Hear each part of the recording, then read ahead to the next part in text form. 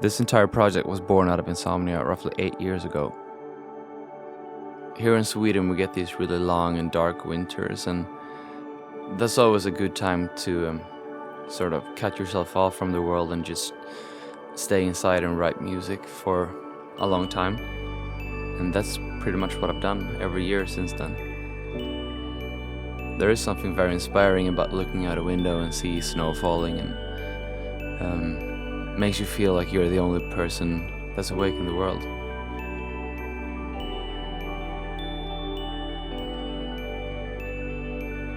I spend a lot of my time looking for different sounds, and I tend to hear music as different colors.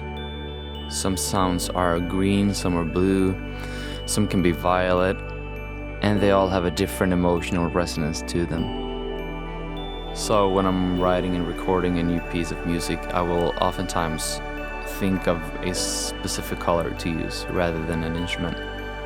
So I'm very visual in that sense. I know it sounds very abstract and it's kind of hard to explain, but it really helps me to view the musical and creative process in a way that helps me to write.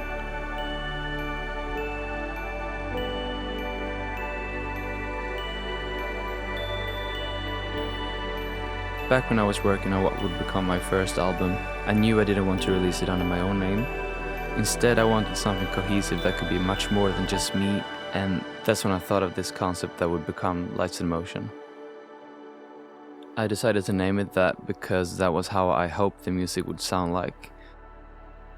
I wanted it to have a lot of color and life and movement, and I remember back then that I could almost hear the songs even though I hadn't written them yet. I just had this very clear image in my mind of where I wanted to go and how I should try to get there.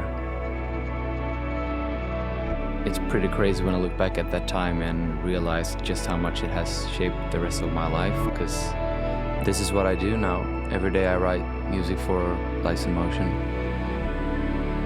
Writing an album is a very interesting and intense process, and eventually when you're finished, you have to let go, and as the songs are released into the world, they're no longer yours in a way. It's like they belong to everybody and the people that listen, and I still think it's a form of expression that I'm drawn to still. I'm really excited to share my new album with you.